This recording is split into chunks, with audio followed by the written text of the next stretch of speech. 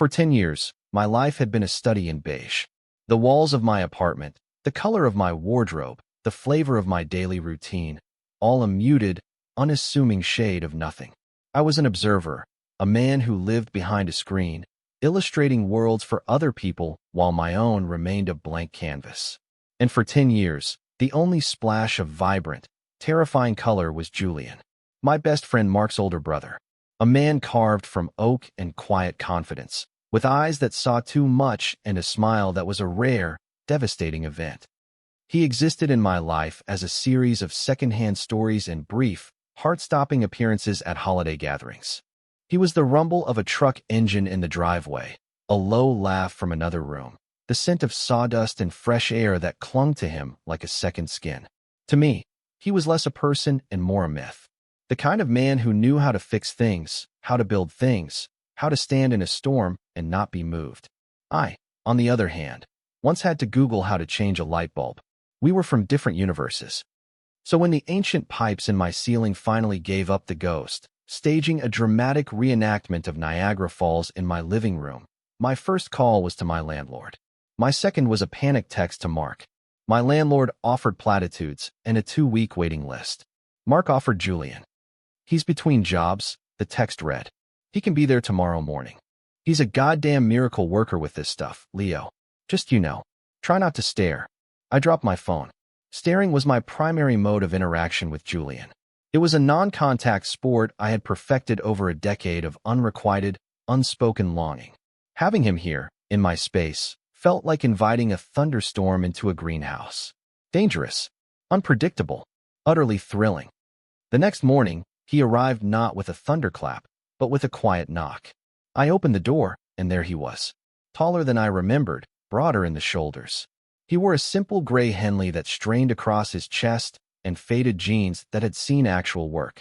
His dark hair was a little damp from the morning mist, and his eyes, a deep, steady brown, did a slow scan of my disaster zone of a living room before landing on me. Mark said you had a bit of a water feature. His voice was just as I remembered it, a low, gravelly sound that vibrated right through my sternum. That's one word for it.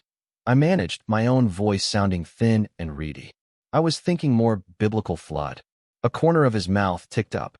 It wasn't a full smile, but it was close enough to make my stomach do a slow, lazy flip. Well, let's see about parting the waters. He stepped inside, and the small entryway seemed to shrink around him. He brought with him the scent I'd always associated with him. That clean, outdoorsy smell, mixed with something else. Something uniquely Julian. It filled my beige apartment with a presence it had never known. He set a heavy-duty toolbox on the floor with a solid thud, the sound of competence and capability.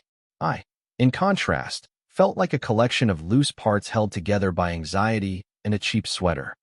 For the next few hours, my apartment became his domain. I was a spectator in my own home, watching him work. There was an economy to his movements, a sureness that was mesmerizing. He laid out tarps with brisk snaps of his wrists, his forearms flexing with the motion.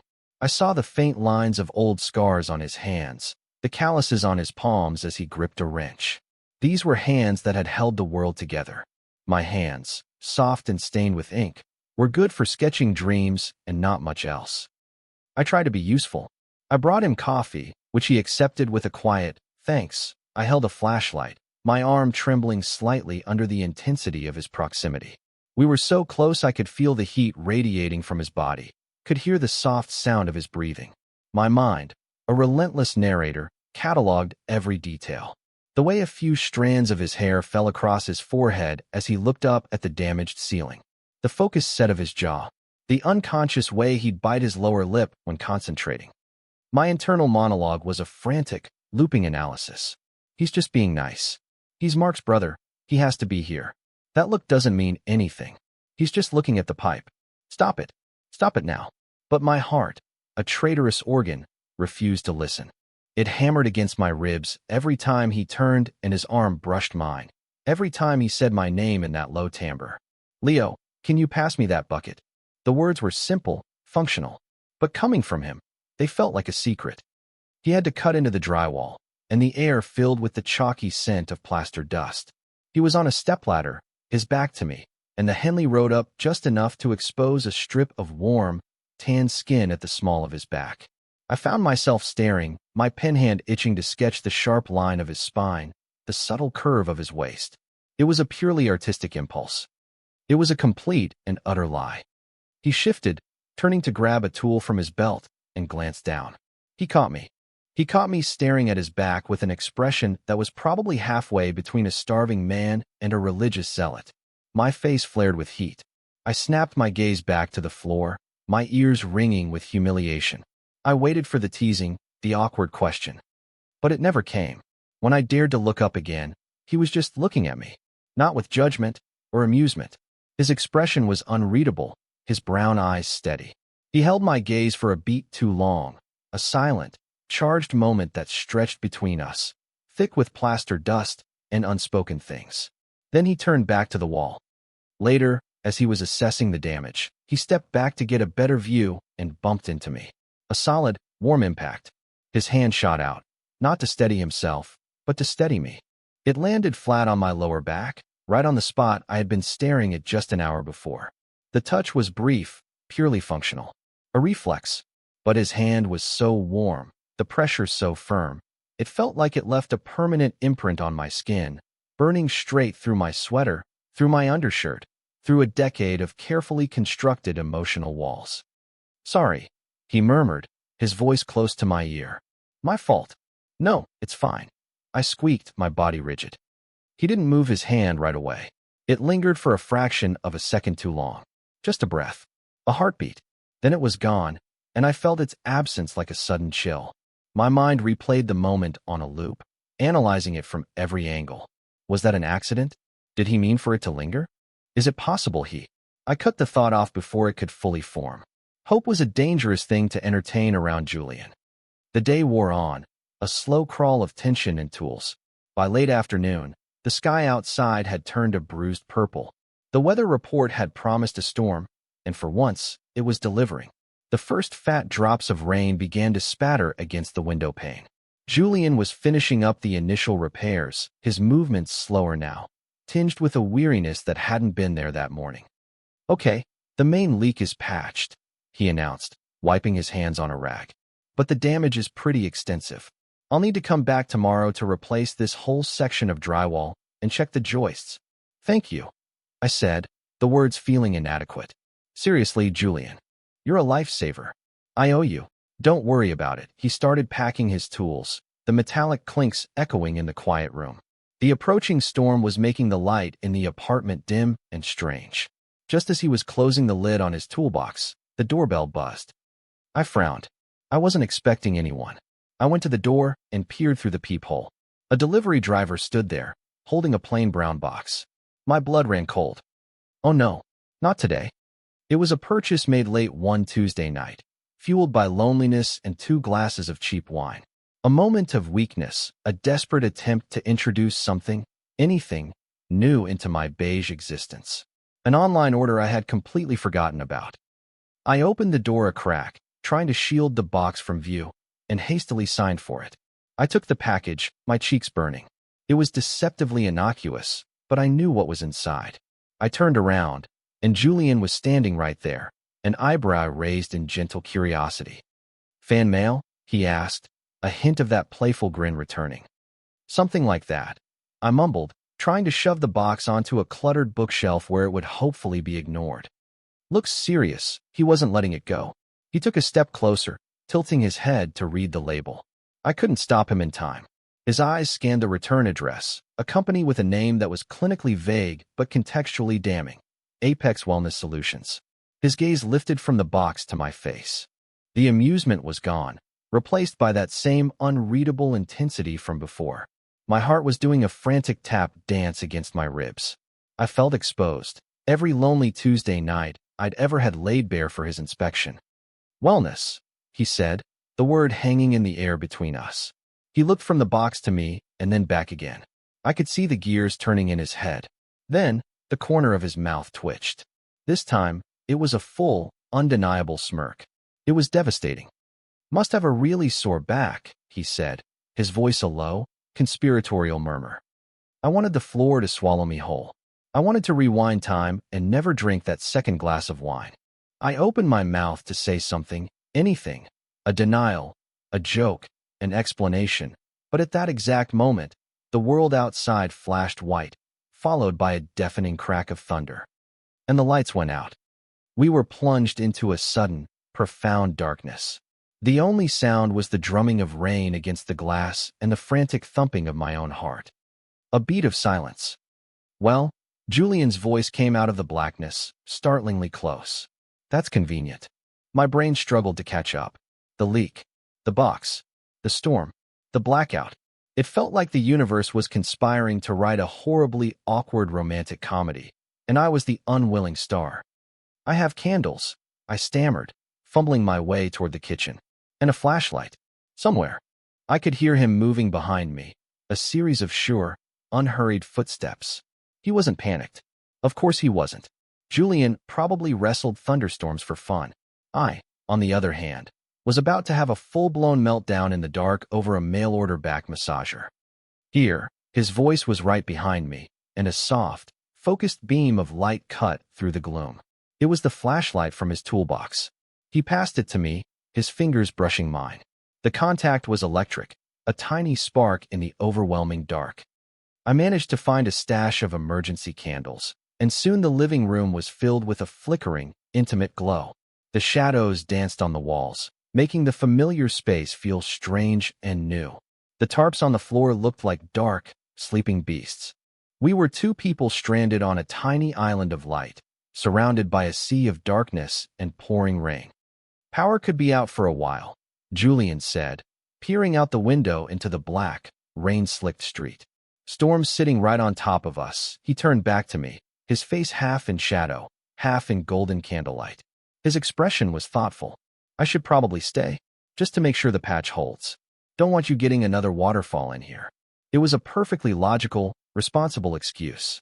But the way he said it, the way he was looking at me, made it feel like more than that. It felt like a choice. Okay, I breathed. Yeah, that's probably a good idea. An awkward silence fell. We were stuck. Together. With my mortifying package sitting on the bookshelf like a ticking time bomb. I needed to do something, say something, to break the tension. My phone's about to die, I said, pulling it out of my pocket. 5% battery. I have a portable charger, though. I rummaged in my bag and produced it. Julian pulled out his own phone. Same here. 1%. He reached into his own bag and pulled out a heavy-duty power bank, the kind you take camping for a week. He looked at it, then at my much smaller one. Then his gaze drifted over to the bookshelf, to the brown box. A slow, wicked grin spread across his face. Looks like we both came prepared with chargers, he said, his voice laced with humor. He held up his power bank. I brought one for the phones. He paused, letting the implication hang in the air. What's yours for? The question was a direct hit. There was no deflection, no escape. It was playful, but it was also pointed. He was pushing, testing the boundaries that had always existed between us. He was inviting me to step out from behind my wall of beige and meet him in this strange, candlelit space. I looked at him, really looked at him. The candlelight carved sharp angles on his face, made his eyes seem darker, deeper. The playful glint was there, but underneath it was something else. Something quiet and patient. He wasn't mocking me. He was waiting. And in that moment, something inside me shifted. Maybe it was the strangeness of the situation, the storm, the darkness. Or maybe it was just the exhaustion of hiding for 10 years. Not my back, I said, my voice barely a whisper. The admission fell into the quiet room, small and fragile. Julian's grin softened into something else, something gentle. He didn't laugh. He didn't even smile. He just nodded, a slow, understanding gesture. Do you ever get lonely, Leo? He asked, his voice soft. The question was a direct echo of my own thoughts, a quiet invasion into the most secret part of my heart. It was disarming in its sincerity. All the time, I confessed. The truth felt like a stone dropping into a deep well. He held my gaze, and the space between us felt charged, humming with a new kind of energy. The rain hammered against the windows, a frantic, driving rhythm. The world outside had disappeared. It was just us, just the flickering light and the sound of the storm. He took a step closer, and then another. He stopped right in front of me, So close I had to tilt my head back to look at him. He was a mountain of warmth and quiet strength. He smelled of rain and sawdust, and something that was just him. "Me too," he said, his voice a low rumble. And that was it. That was the key that unlocked everything. He wasn't the myth I had built in my head. He wasn't some untouchable figure. He was a man who got lonely, just like me. Our phones were dead. The chargers we'd brought were useless for anything but their intended purpose. One for a phone, one for something else. All the distractions, all the screens and buffers we used to navigate the world were gone. There was nothing left but the truth, hanging in the air between us. He raised his hand, the one with the calluses and faint scars, and gently cupped my jaw. His thumb stroked over my cheek, a feather-light touch that sent a shiver down my spine. My breath hitched. This is it.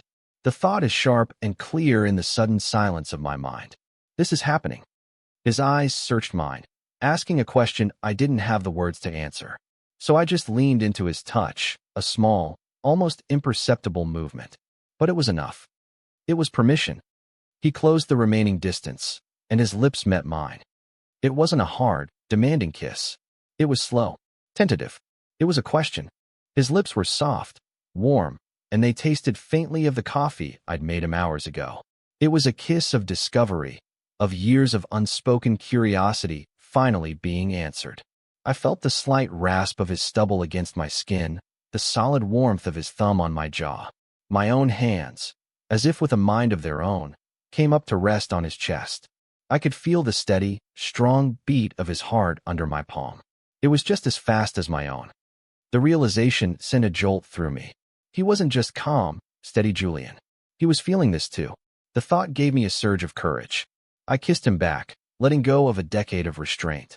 I parted my lips, and the kiss deepened, shifting from a question to an answer, from tentative to certain. It was everything I had imagined in my most secret daydreams, but it was also infinitely better because it was real. The feel of him, the taste of him, the solid presence of him right here, with me. He made a low sound in the back of his throat, a sound of affirmation, and one of his arms wrapped around my waist, pulling me flush against him. There was no space left between us. I was surrounded by him, by his warmth, by his scent. The beige walls of my life were being painted over in vibrant, brilliant color. When we finally broke apart, we were both breathless. He didn't let me go. He just rested his forehead against mine, his eyes closed. His chest rose and fell in time with mine. We stood like that for a long moment, in the flickering candlelight, with the storm raging outside, just breathing each other in. "Leo," he whispered, his breath warm against my lips. He didn't say anything else. He just said my name, but the way he said it held 1,000 different meanings. It held the surprise, the relief, the rightness of it all. He stayed. The storm passed, but the power remained out. We didn't talk much. There was nothing that needed to be said. He held my hand, his large, capable fingers laced through my slender, ink-stained ones. It felt like the most natural thing in the world.